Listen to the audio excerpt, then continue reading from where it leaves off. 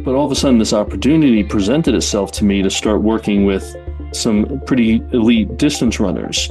So I started getting into it and I educated myself more on distance running. My wife, who was a triathlete for 20 years, kind of motivated me a little bit as well. And then I started distance running and doing triathlons and working with her. And then what happened is I became pretty good at this avatar, and then I became passionate about it. So I didn't start with a passion. I started with a little bit of success in it. And then I saw, hey, revenue's coming in because we're doing a good job with these people. Hey, I just got interviewed for, a running magazine. Hey, I was just on the news for this. Wow, I just got an Olympic runner. So all of a sudden, like, it filled my ego as a young male, Yeah. Yeah, so I started to see this success and then I became passionate about it. So I think there's a lot of people out there that don't know. They really don't have a true passion for one thing. And I just tell them, keep your eyes open or look for a need in your community. Look for a need and within your practice. Find the need. And if you can be successful with it, the passion will come with that.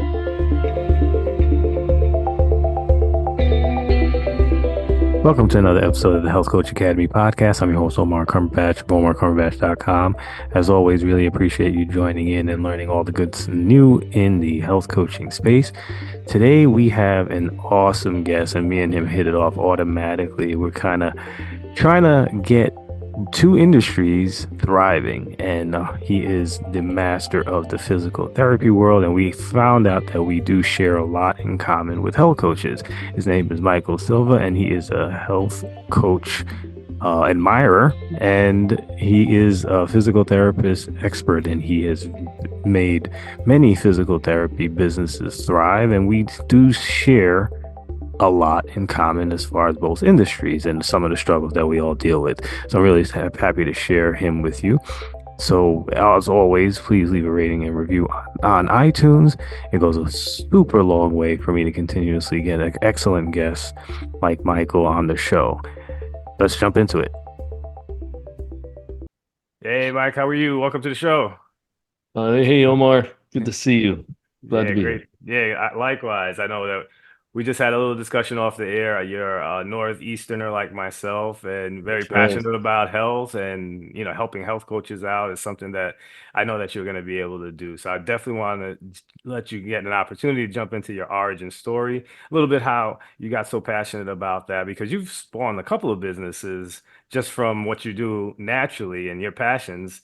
And you're also coming from a entrepreneurial background. I want to touch on that as well. So Sure. So yeah, give you want me to just get right into it? yeah, let's do it.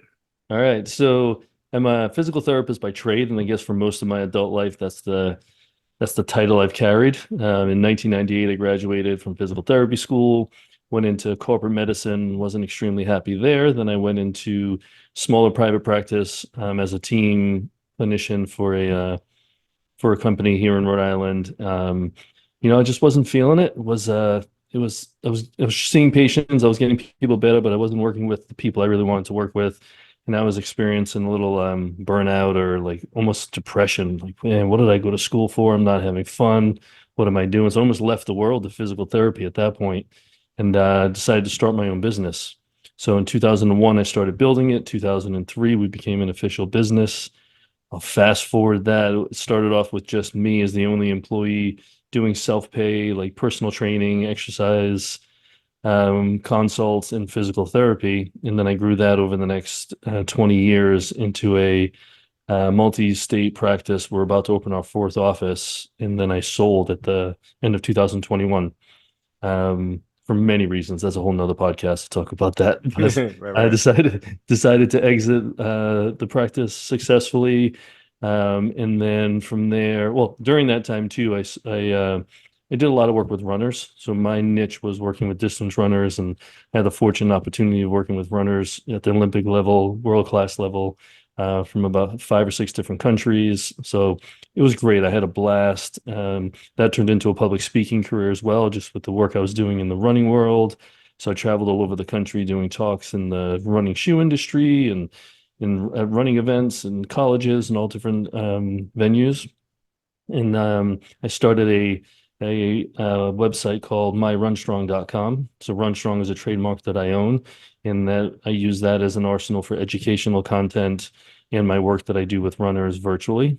Um, and after I sold the business, I decided to try to help other people do what I did. So I'm a business coach, and trying to save the world of physical therapy. I don't know if you know this, but there's a lot of people exiting our profession, especially since the pandemic, and we're losing lots of really good people because they're just kind of unhappy with the state of our healthcare and the work demands that are forced upon them. So I'm trying to encourage and coach people to start their own private practice and save physical therapy one therapist at a time is what I'm trying to do.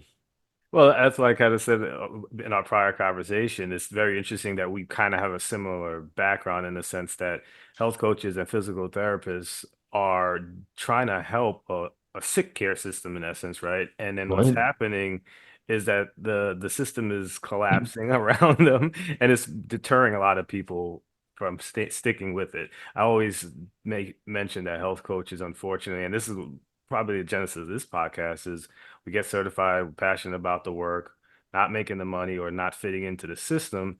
And then the certification and our education just goes in the attic and it's done. So I really vibe with you on that respect as well. I'm actually curious too, because of your passion and your understanding of the healthcare system, what do you see as the biggest threat for, PTs, health coaches, besides the other stuff that we could go down a rabbit hole with, Right, just right, in right. its I guess in the beginning of this. I just want to get an opinion. You know, that's a tough question because especially within the PT world, there's so many threats right now. And I Mm, think, everyone always points the finger at the insurance companies because mm, most PT is delivered through an insurance-based reimbursement type of system. Like, I don't mm, know if you've been in PT before, but most likely you find someone that's in network, you use your insurance, you pay your copay, your deductible, and you get your services. Problem is the insurances are getting so restrictive on what we can and can't do. I was always in sports medicine and worked with a really healthy athletic population. So I always wanted my clients to thrive. Not only did they needed to excel in athletics, but I just wanted them to be healthy and thrive, just like you do with your clients. So part of what we do as therapists is some coaching on overall general health. If we're good at what we do, that's what we try to impart upon our clients. But insurance companies are definitely restricting it because, like you said, we're in a sick care system. I always say it's tough. Like in sports medicine, a lot of times we run out of coverage and it's tough to justify medical necessity to get the insurances to pay for like return to sport types of services. Because in my opinion, the insurance company wants to make sure you can wipe your butt, put food in your mouth, and go to work. That's all they care about, right, right? right. They don't care that, we're actually lowering your stress levels by getting you back to running. And we're limiting the amount of antidepressants you need to take because we get you back to exercise and a healthy lifestyle, and you're sleeping better and you have more muscle mass and all these positive things that we can get through, um, getting people from injury and thriving physically as best they can. They don't want to get there. So I started that with saying everyone points the fingers at the insurance companies because that was the root of payment for us. And the trend that we're seeing in PT is a lot of us are going outside of network and cash based because the limitations that the insurance is putting on what we can and can't do for our clients. And those who have the means to afford it are being able to excel and thrive and live a healthier, more mobile, stronger life than they would have if they were going through the insurance. So that would be my number one thing is getting insurances to try to be on board with what we do and allow us to do what we need to do, or trying to find ways to deliver that affordably outside of the insurance paradigm. And I guess it's one of the things that I'm sure we'll touch on in the show is making the distinction from the people who you're helping to show the value of coming out of network. Because I Right. know my first thing when I had PT for a spell, I just went in network because they pay, this copay, Right. I'm done, right? Right. But Right. you do see the limitations when you don't understand that someone who's going out of network is able to provide you with more. So I guess maybe Right. that's a common theme to talk about too at this point. Um, and I know I'm jumping ahead a little bit because I do That's want all to talk right. about your business. It's That's something else that good. I had in my mind. But what about that? How do like when you approach a potential client or a potential client approaches you and you have to sell that component of your services, and how do you teach other people for the value in doing that? Yeah, it's very similar to the conversation we just had, where I tell them, the insurance. will cover these types of services if it's considered medically necessary. Hmm. So, um, can you go to work? Can you shower? Can you take care of your kids or your whoever you're caring for at home? Can you walk? Like basic life functions that we all need, and then they're done. So they're limited. But also insurance, nowadays people's copays and deductibles are so high that there's a limitation in the amount of services that are covered are so low. So just having that conversation where, let's say you came into PT and you have a $5,000 deductible. Hmm. So that means you're going to come in and spend between 75 and $100 out of pocket because your deductible is 5 grand. Until you spend 5 grand, your insurance is not going to kick in. I'm hoping we get most people better well before 5 grand. So if we go, if we take the insurance route and you're paying 75 to $100 a session, the insurance, it's going through the insurance system. So they still have, I guess, the authority to tell us what we can and can't do. Meanwhile, for a cash-based system, it's going to be the same amount. It just doesn't go towards your deductible. So allowing them to see the difference that, we can do our things. When the insurance company is involved, we actually work for the insurance company because they're paying. We want to get you better, but the insurance company makes the rules, and by contract, we need to follow all their rules and regulations. If we stay outside of that umbrella, then we can do whatever we want. If you came in for a sprained ankle and you're getting better, but all of a sudden you hurt your arm, throwing the football around with a friend, through the insurance system, we'd have to do a whole new evaluation, get approval, jump through fiery hoops to allow them to tell us, okay, it's okay for you to see Omar for his shoulder. Go ahead and do your visit. Whereas if it wasn't, you can just come in and we can do whatever we want, what's best for you. Hmm. So I think just having a conversation similar to that about, us working for you versus the insurance company. And if we want to keep you longer, we can keep you longer. We can do whatever we need to, and customize the program specifically for you in a much more unique way than we could when the insurance imparts all those rules on us. Hmm. Does that Yeah. make sense? No, totally, absolutely. Yeah. Yeah, it makes it a lot clearer for the person who's anticipating having to do these services to actually understand the benefit for sure. Right. Well, So Omar, I guess, I got a question for you if I can. yeah, So your experience in PT, was it a good experience, a meh experience, or a bad experience? meh Yeah. experience. Yeah. Right. I just expected a little bit of a better results.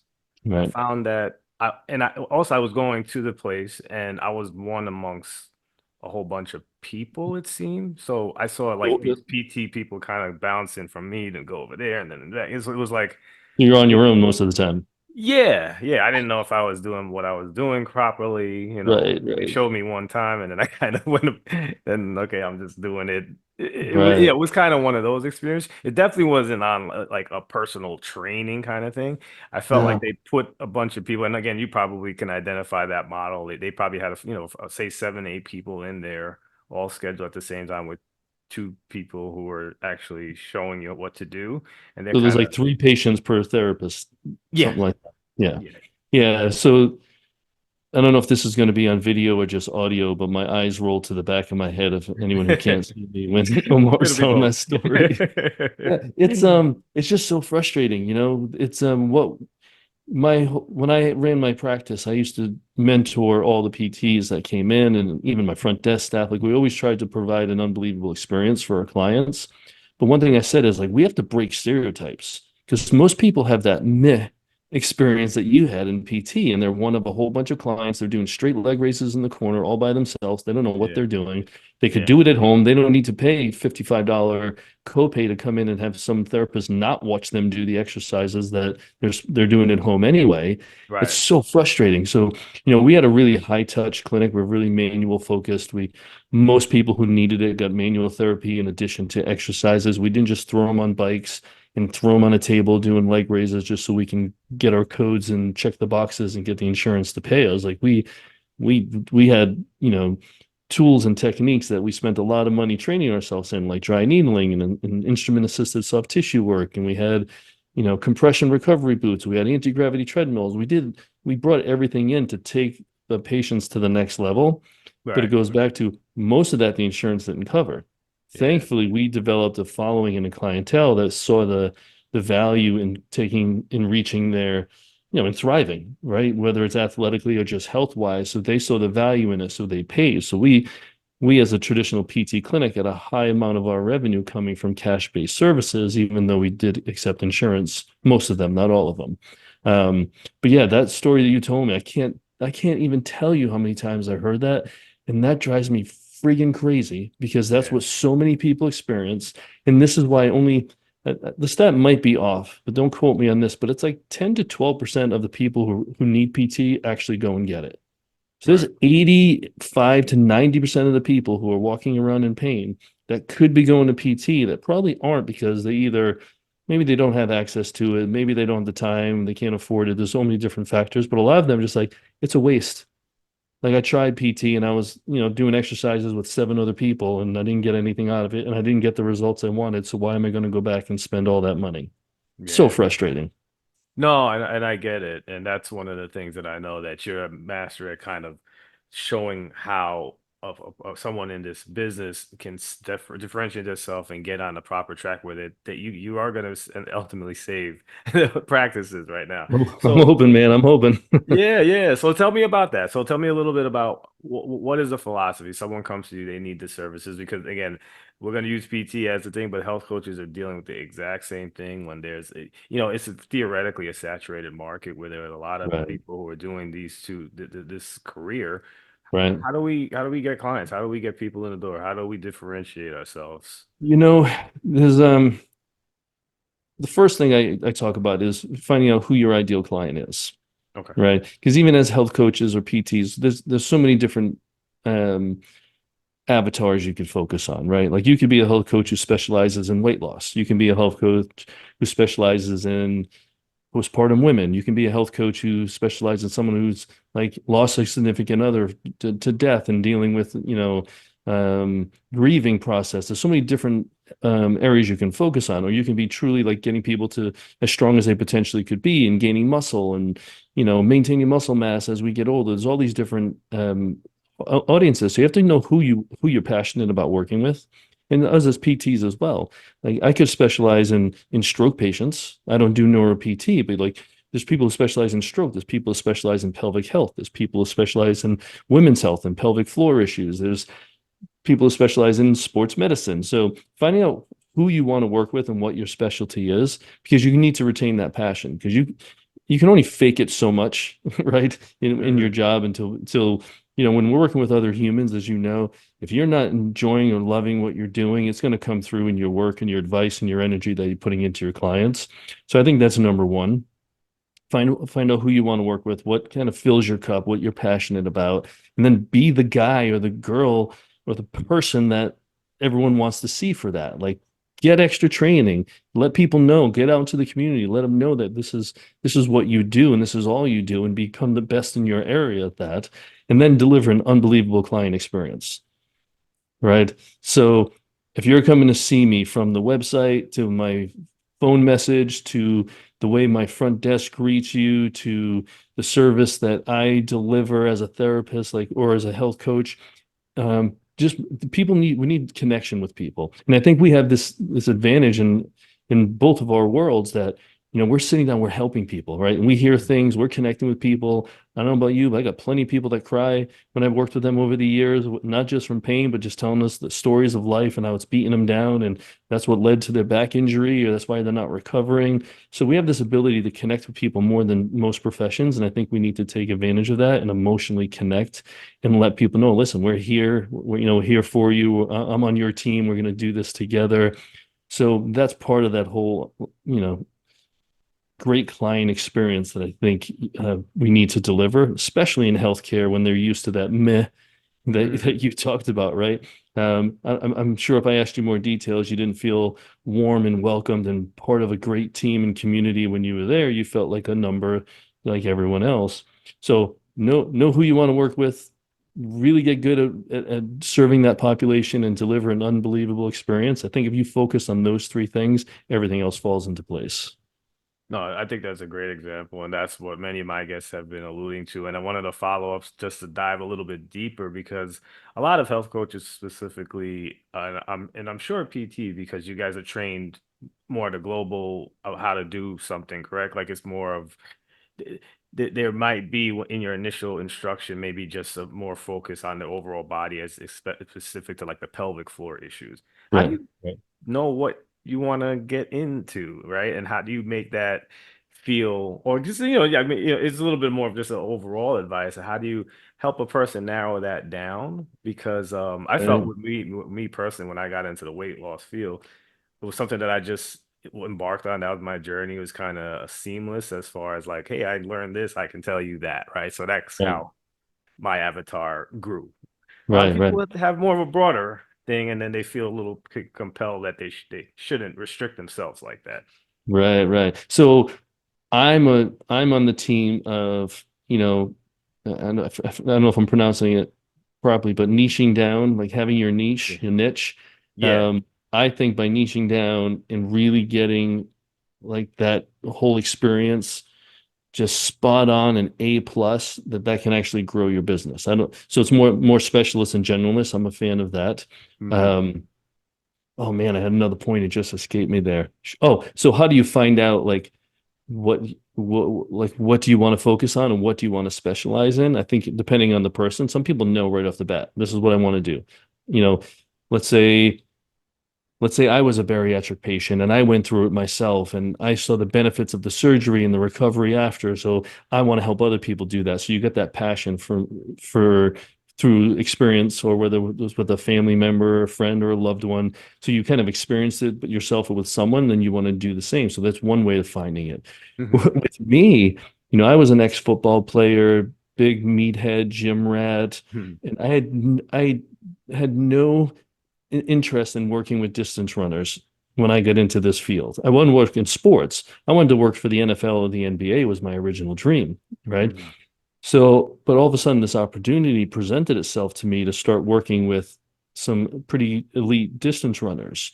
So I started getting into it and I educated myself more on distance running. My wife, who was a triathlete for 20 years, kind of motivated me a little bit as well. And then I started distance running and doing triathlons and working with her.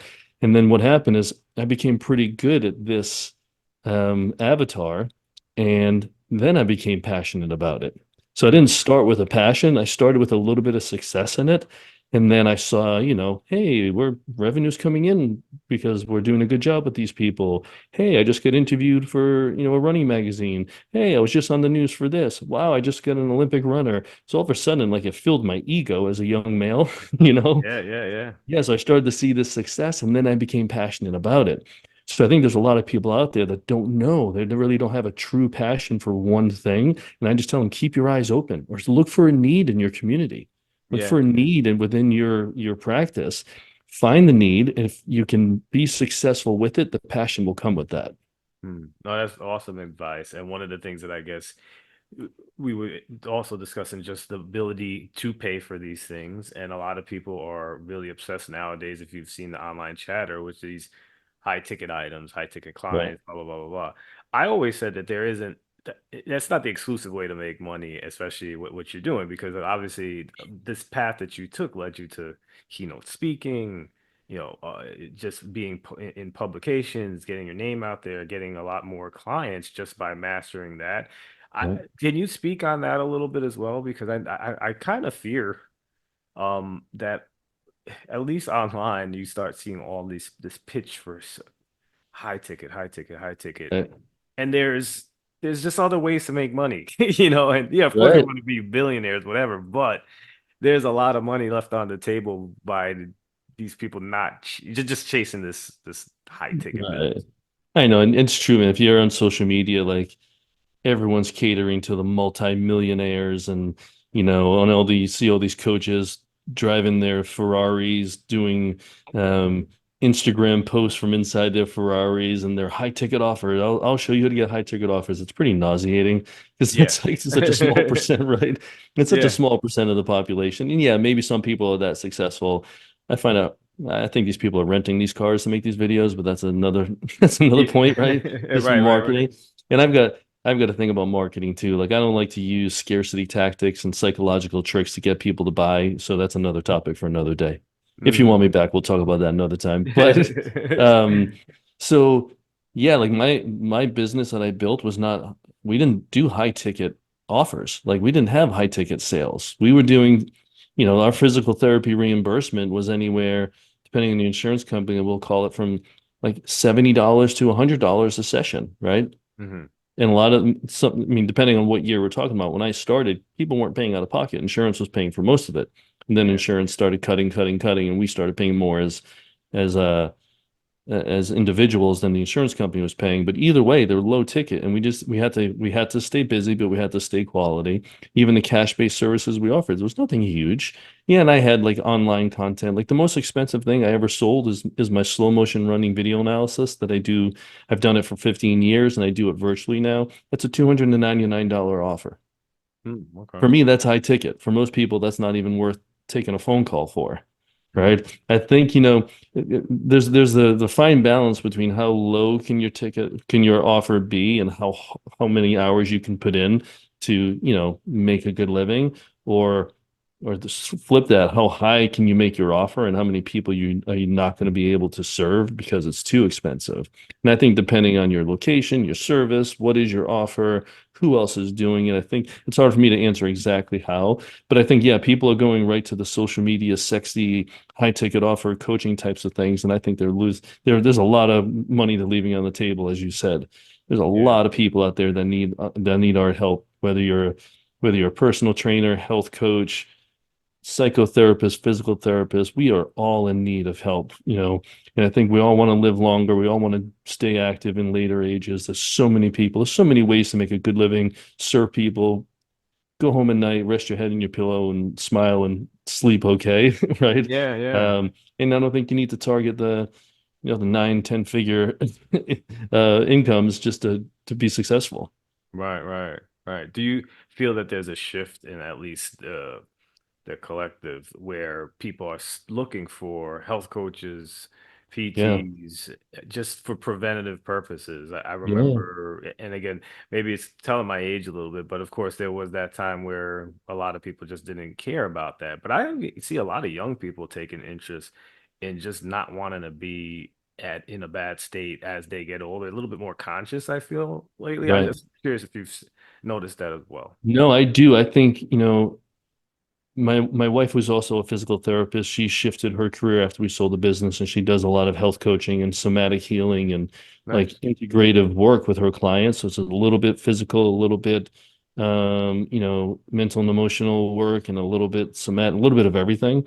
And she's seen people of all ages, from like 19-year-old males who just, need help, whether it's, you know, with addiction to porn, or Right. whether it's they're not feeling, like college is for them, but their parents, like there's a lot of stress, right? So I know I'm getting off the topic maybe a little bit. I'm sorry if I'm not answering your question, but I'm seeing a collective that people are seeing that there's help out there. And I think the coaching industry is great because now it's more of a, how can I describe it? It's a lower barrier for entry for people to get help and improve themselves, right? Because you're Right. not going to get white coat syndrome, right? Like you're a handsome dude, you got a great energy. Like I'd come see you and I'd feel more comfortable talking to you than some, 70-year-old doctor with a lab coat and a stethoscope around his head, and he won't even know how to coach me to thrive and lessen my stresses and live a healthier lifestyle. So that was a really roundabout way to answer. Yes, I think it's becoming more collective, and between mental health and physical health, I think people want to improve and they're Mhm. realizing how important, the integrative whole health is. Yeah. And I think now, and I think that's why the coaching industry is pretty big.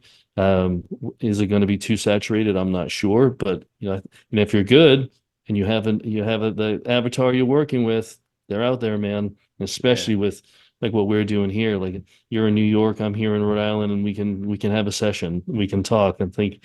The virtual platforms are amazing, and I think it's our time, man, and people who are trying to help other humans to really shine, and because collectively we're all hurting since COVID. I think Yeah. so yeah, I think people are seeing the benefit, and those who have the means are seeing the value and taking advantage of it. Yeah, no, I thank you for giving, rubber stamping my my observation. I should say rubber stamping in that context. Like, but Yeah, I'm glad you're seeing it, and because you're someone who's doing well in this space, and it's like a lot of people like coming out of that scarcity mindset. Say, oh, there's not enough clients. There's tons of people, like you said, who are hurting, or right, maybe not even realizing what resources they do have available and what you can actually do for them. So I right. definitely appreciate that. And you know what, on that note, I kind of hinted at it. So I have a love-hate relationship with social media for so Hmm. many different reasons. And I don't know, again, that's another topic that I don't want to go off on. But I think the amount of ease that the topic of mental health, depression, anxiety, or just being more vulnerable, especially as a guy. Like, I don't Yeah. know. I don't know. I'm 51. I don't know how old you are, but when I grew up, it's like just shove your feelings down. Don't tell anyone. Just suck it up.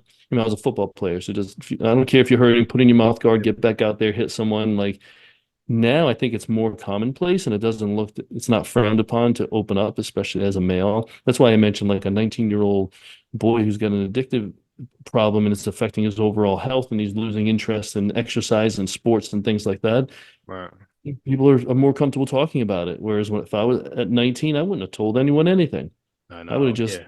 I would have just hit the weight room and muscled on, right? Right. Yeah. So I'm right behind you. I'm 47. I'll be 48 end of the year. And yeah, no, it was unheard of. Who you gonna and then you can't tell your friends. You can't tell, No. who you talking to at that Yeah. point. And then Shut up, wimp. Like, yeah, get out of here. exactly. Yeah, no, so the that and that's one of the things that I find really intriguing right now, and I think is hopeful for society as a whole, is that men will have an opportunity. And I know that we had a little discussion about men's groups off the air and stuff like that. Right. And yeah, on. I'm not saying it didn't exist, but I wouldn't even have heard about it at the time. I wouldn't know even where to reach out to someone who actually you can be vulnerable in that context, or just understand that other men are going through the same exact thing that you're going through.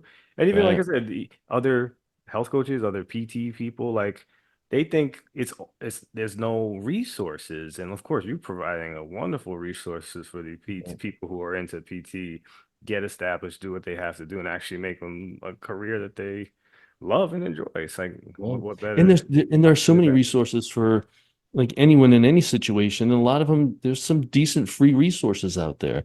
yeah, Like through our professional organization, the American Physical Therapy Association, I volunteer my time and I mentor 8 young private practice owners from all over the country.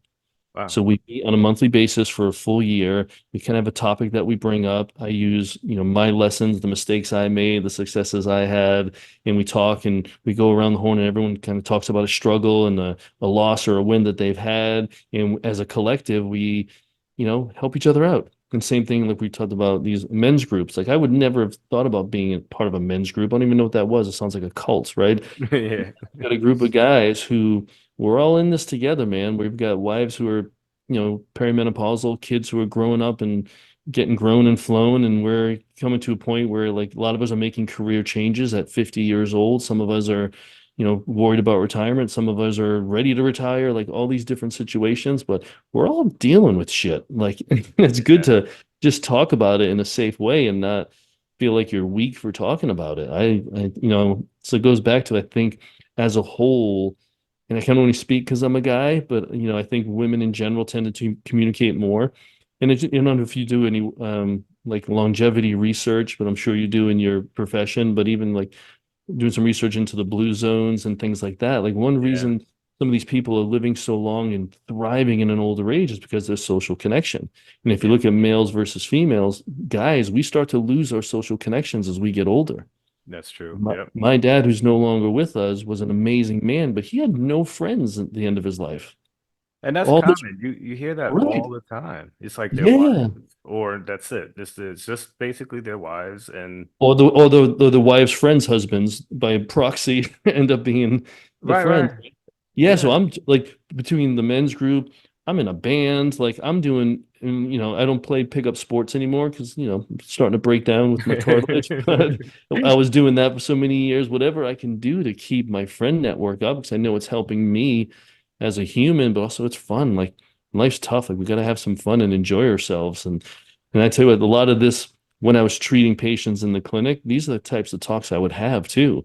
So I didn't just treat an ankle sprain and work on range of motion and strength. I talked to people about, what kind of sleep you're getting. Why are you not getting sleep? How's your job? What's the stress like at home?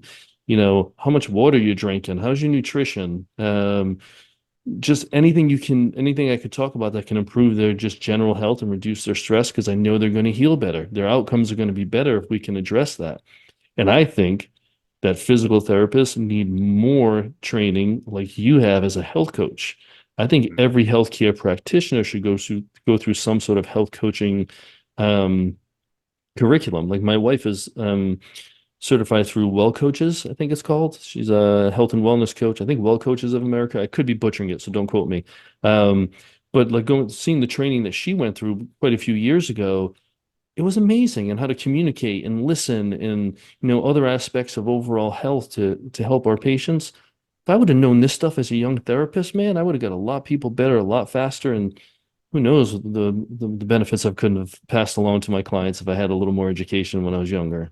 Right, right. No, absolutely. And I guess in that vein, how open do you think PTs are open to working with health coaches? Some health coaches who may be listening right now who are like, hey, you know what? There's some synergy here. We can Right. put our powers together, Right. make So something happen.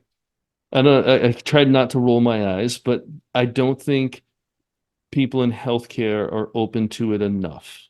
Hmm. Because they think because they got this degree from a medical school or a PT school that they know so much more. Um, I'm hoping there are more people open to it, and I would encourage all the health coaches to try to network with, just get to know local practitioners, whether it's physical Right, therapists, chiropractors, doctors, just we're all in this together. We're all trying to help people, right? And if you, and I know, like we talked about earlier, if you're a PT going through the insurance system, you're not going to have the time, nor they're not going to reimburse you to do health coaching. right. So I want a health coach in my back pocket that I can refer to if I was still in the clinic doing insurance-based PT, Yeah, right? exactly. Because I know the issues, and then I could like if I had a good relationship with you, let's say you were here, and it doesn't have to be in local anymore because it's most of that can be done virtually. But I was like, hey Omar, I got this guy. He was here for chronic knee pain, but he's got all these issues going on. Here's what his health status is. You think you can help him? I'm going to send him your way. And we have a communication. So now we're communicating. The client knows that we're communicating, and now it takes it to the next level.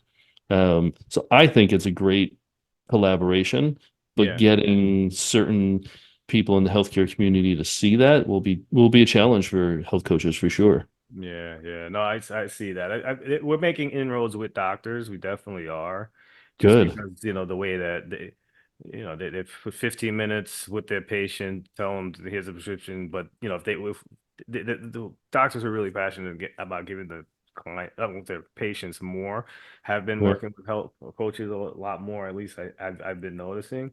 So yeah, maybe one day, like I said, there's going to be some synergy the other way, except I we think, I mean, we hopefully we'll start seeing health coaches within like a physician practice. Yes, and we You see know, that. Yeah, Yeah, employed by them. I use the term. So before I became a PT, I worked in the fitness world. I did personal training and things like that, but I also ran a post rehab exercise program. But I would go out and like do talks to hospitals and doctor groups. And one thing the term I used was I was trying to promote my program as like a physician extender. Like you mm, guys don't have the time to talk about these things within your 5 to 8 minute sessions because you're seeing 40 right, patients a day. I'm like, exactly. send them here. That's what we're here for. Like we're going to be an extension of the services you offer. So here's what we do. Here's the curriculum we talk about with your clients. Here's our programs. If you're confident in it, don't worry about talking to them about lifestyle issues. We're the Yeah, we're we'll the take care of experts, it. and I think health coaches, that's a perfect way to get in there and say, well, listen, we're going to lessen your load and worries. Trust in us. Obviously they need to trust you. Let us handle that for you. And I think that'd be a great resource for most doctors. Yes, yes. No, that's a great term that you coined it as well. So, I don't know if it's my term. I've been using it for years, but I can't say it's mine. So whoever taught me it, listening, I'll give you credit if I remembered. Oh man, that's great. So yeah, I know I promised you 30 to 40 minutes and we're at 40. I wanna I just want to ask one last question because I think Sure. that this is really important, specifically because of the marketing. Like I know that you're not overly emphasizing marketing in the way that I guess you hear it outside in the world, and I think I might know the answer already, but just the audience hasn't picked up on it. How do we tell people and get our message out what the good work that we're doing, PTs, health coaches, what's your best marketing strategy if you were to simplify it just topically? Yeah, you probably do know my answer, but I'm gonna pivot so I can throw you off here a little bit. Okay. So I think I'm probably gonna get bashed for saying this, but I think if you're a new coach in the space, trying to use social media as a way to get all your clients is going to be tough. Mhm. And you can tell me if I'm wrong, but it is flooded with people, right? Flooded with one shirtless guy and one girl looking good in a sports bra after the next, claiming Yeah, they can solve everything. And I don't know. I think I mean, obviously social media is needed and having a presence is okay, but relying on that for your marketing, I think is bad. I think something like this, like getting on platforms and podcasts, get into the local newspaper, write an article for them, host a free event at the freaking local library or at your right. Rotary Club, like get grassroots with it. Let people see you and talk to you and shake hands with people again. And don't just automize a funnel campaign and no one even knows what you look like or sound like or Right, you right. know just I think we got to get I think it's becoming so flooded and so noisy as you the term you used earlier in social media and online. I think we have those of us who can tone that back and go old school and just like on the ground, boots on the ground type of connections with within your community. Start there. Yeah, Yeah. then you can still do a little stuff online, but I think there's plenty of people like I'd find it hard pressed in anyone that's listening in your community if there's not a whole bunch of people that need your help. Oh yeah, yeah, and I'm glad that you brought up. I had a great podcast with a kid. I'm calling him a kid 'cause he's younger than me, like by a lot, but he just dominates his local market. He's just a Right? guy who just does all of it in Texas, and I think he wasn't in Dallas. It's the next big city. I'm forgetting if that's, I'm trying to piece it together, but that's all he did. Right. He knows all the gym owners, all the restaurants. They all collaborate as a community because the truth is, most people aren't like you said. They're not going to look at some shirtless guy on the internet and say, "I want to work with him." Right.